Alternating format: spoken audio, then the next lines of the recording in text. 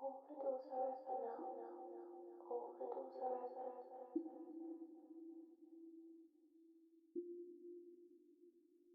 The doctor told me it was a figment of my imagination, a hallucination, a phantom limb, cut off, but the ghost of a feeling remains.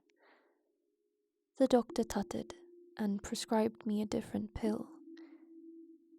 I have lost count of how many pills I have tried. There was the yellow one, and the red and white capsule, and the green one.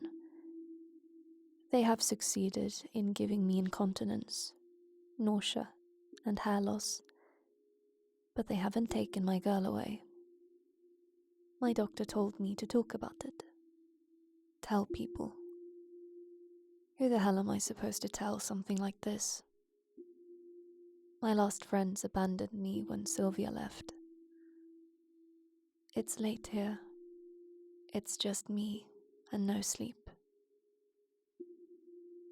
Where to start when there is so much to tell? At the beginning, I suppose.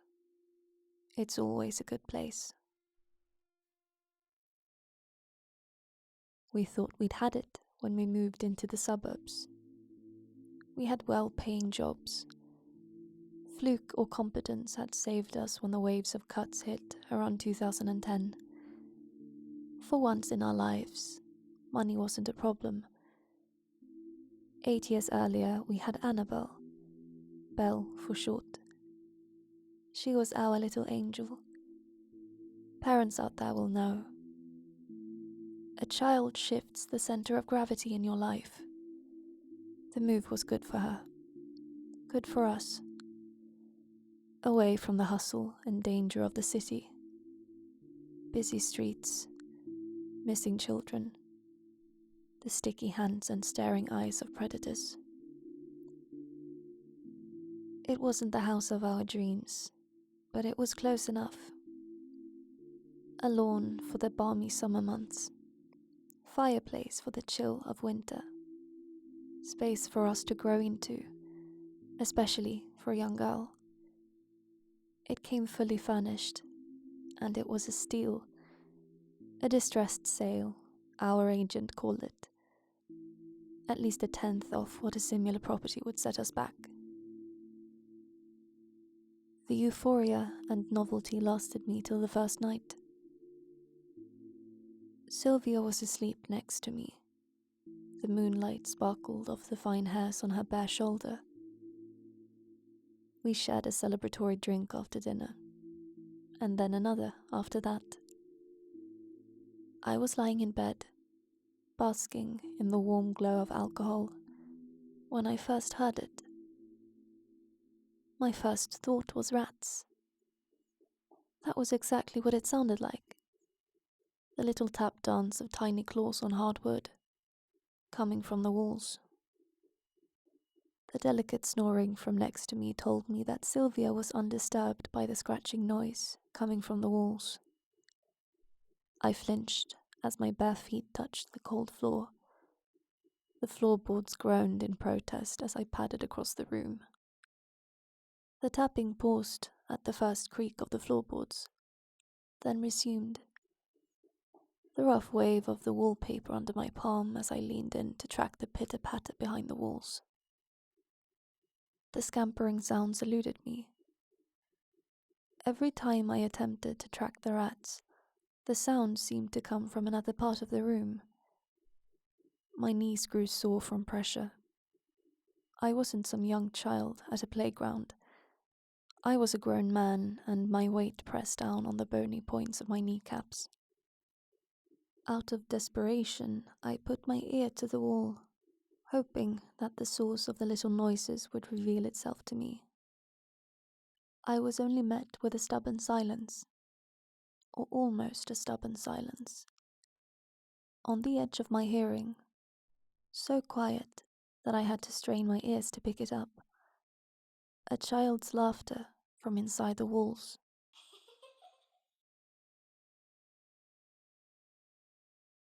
I did not speak of the incident.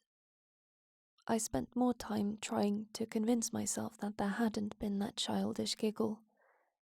Wind, perhaps. The rattle of a toy. Not a rattle. Maybe one of those new-fangled dolls with those soulless eyes and microchip voice. There was a change in her, like the heavy air you can smell before a thunderstorm. She was a little quieter than usual. A strange environment will do that to a kid. A little withdrawn. Sylvia didn't really notice. I suppose I'd always been more observant than her. Belle started looking tired. Dark crescents appearing under her light hazel eyes. She wasn't getting much sleep. My first instinct was to blame the rats in the walls. Who wouldn't? They got louder and louder as the days went by. The damn things were keeping me up at night. It seemed that the sounds progressed from simple scratchings to thumps, almost as though the cursed rodents were hurling themselves bodily against my walls. The thumping started sounding eerily like footsteps. I was not about to be defeated by a group of jumped-up rats in my own house. Fueled by testosterone-induced rage, I waged war. I tried glue traps. I tried poison. I tried cages. Nothing worked. I asked Sylvia about it, but she seemed oblivious to the late-night disturbances. That woman could sleep through a hurricane. I asked Belle if the noise was keeping her up at night. Sylvia was over in the living room, watching TV while Belle and I did the dishes. She just looked up with those big eyes of hers. The other children want to come in and play, but they can't open the door. The girl always had an overactive imagination, but this one hit a little too close to home for me. I felt the unfamiliar prickle of goose flesh on my arm. You mean the door to the house? I asked, keeping my tone deliberately playful. It was a game, just another of her little games. I had imaginary friends at that age. Why should my own child have been any different? No, Daddy. The door behind the cupboard. We were up in her room. The opening theme from Desperate Housewives floated up through the floorboards, a world away. I thought I'd humor my little girl, but there was something deathly serious in her tone that I could not shake. I reached back around the standalone wardrobe and felt nothing more than the smooth paint on the wall. There's no door here, honey. Look closer, she insisted. I held up my cell phone for light, still playing along. There was something strange in that palm width of space between the cupboard and the wall. A discoloration of the wall, perhaps. Something darker in the shade of the wardrobe. The hard edges of the wardrobe bit into the soft flesh of my fingers. I put my back into it, and the piece of furniture gave ground, grudgingly. And there it was. A door behind the wardrobe, just as Belle had said. Not any door, though. I ran my fingers over the smooth surface of the wall. Just a painted one. So convincing were the brush strokes on the door that I had to touch the wall again to tell myself that it wasn't real. How'd you know this was here, baby bear? I asked. The other children told me. From school? No, Daddy. The children from behind the door, she said. I looked into her tawny eyes, hoping to spot some twinkle of mischief there. There was nothing there but an innocent earnestness. I lay in bed that night, studying the cracks on the ceiling. My heart pounded hard in my chest, a heavy bass line above the distant rumble of the heating. My daughter's words had unsettled me in a strange way I could not pinpoint. It felt off, somehow, like a surrealist painting, one tiny detail throwing my carefully ordered world into disarray. I took deep breaths, trying to drive away that strange, tight fear in my chest. The odd painted door, a mural of some sort. Why was it still there when the room had been so clearly repainted? The thumping of the rats in the walls, sounding so much like little footsteps. The children from behind the door, she said. I rubbed at my forearms vigorously, trying to press the goosebumps back down into my skin. That's when the thumping started again. Not rats, I realized. Not rats at all. Footsteps. The light bounce of a child. I crept up to my wall again, pressing my ear against the wallpaper. There was laughter there, soft and faint. Not the laughter of a single child. Children. Their happy footfalls beating a rough drum beat on the wooden floor. There was someone else in there with my daughter. My heart jumped. I felt the chill in my veins as I rushed out of my room and tore down the corridor. The silvery light of the moon shone through the window. It gave everything an odd, flat look, without contrast. Belle's room was only a few feet from the door to our bedroom, but my chest heaved with deep, body-shaking breaths. I could still hear them faintly through the door, the thud of feet on the floor. I steeled myself. It was nothing. Sound travelled strangely through these old houses. Echoes, maybe. She was just talking to herself in her sleep. The stress of moving, perhaps. Suitably calmed, I turned the doorknob slowly. There was a conspirational shush from the other side of the door, and silence descended like a shroud. I gave the door a gentle push. The room was dark and quiet. The moonlight crept into the room. My daughter was standing there, just behind the door, a still figure against a dark background. The shock took the strength from my legs. I backed away a little quicker than I meant to. She just stood there, swaying slightly. Thin white crescents showed from under her hooded eyelids. Her lips were moving, almost soundlessly. I leaned forward, straining to make out what she was saying. It slowly became clear. One sentence, over and over. All the doors are open now. All the doors are open. And from behind her, in the shadowed room, the quiet click of a door shutting. Belle didn't recall a thing the next morning.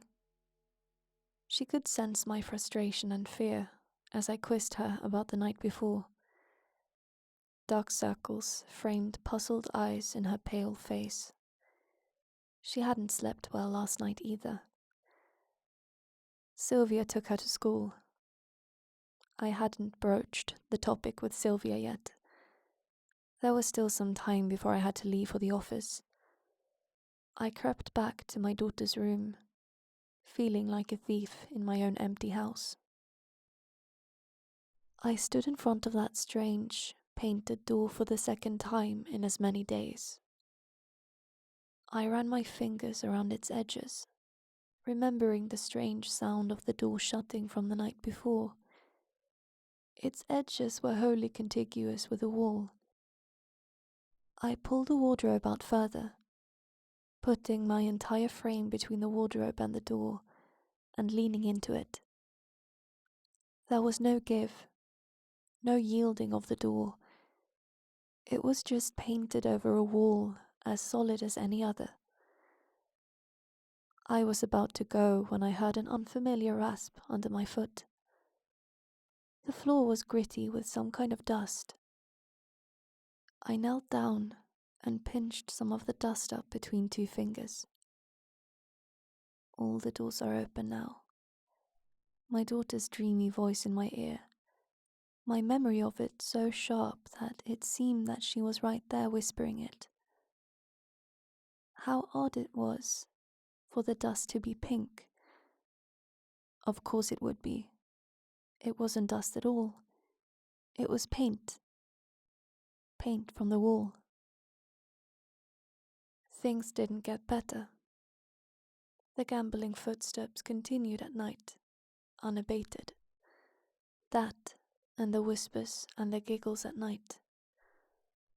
Whatever was in my daughter's room toyed with me. It never let Sylvia hear it. I would stay up, waiting to wake my wife up just in time to hear it, only to be met with a stubborn silence. Trickery wouldn't work either. We stayed up late to catch a DVD long into the small hours of the night, but the house remained quiet. The laughter from the next room was almost tantalizingly distant. The happy sounds of children at play, as though from a great distance. Too great a distance to be in the room next to mine. Belle was in high spirits, but she was wasting away.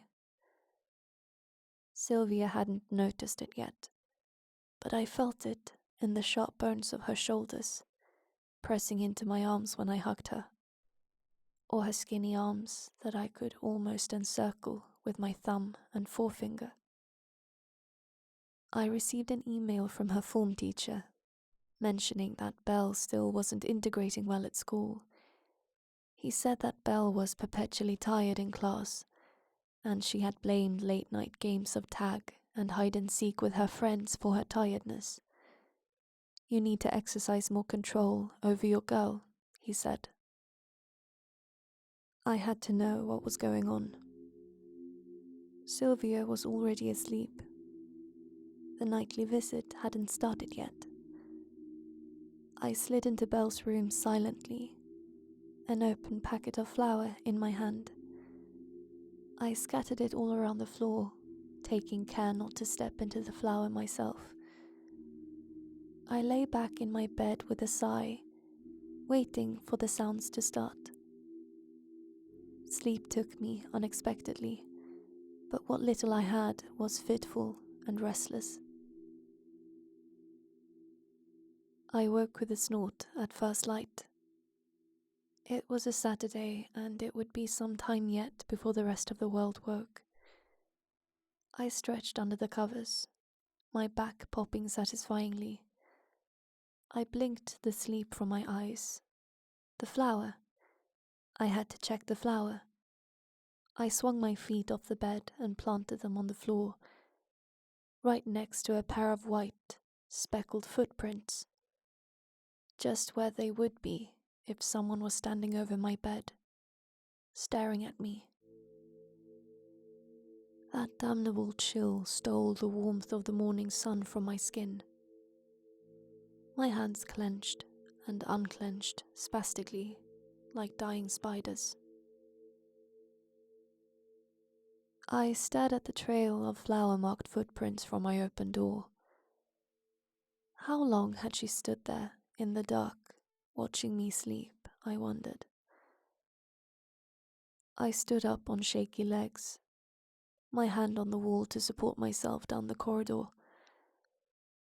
Belle's door was ajar. It swung open silently.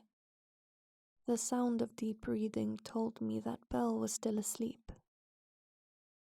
There was but a single set of footprints, just starting from her bed, where her feet would have landed if she got off. No multiple footprints, just a single set from my daughter.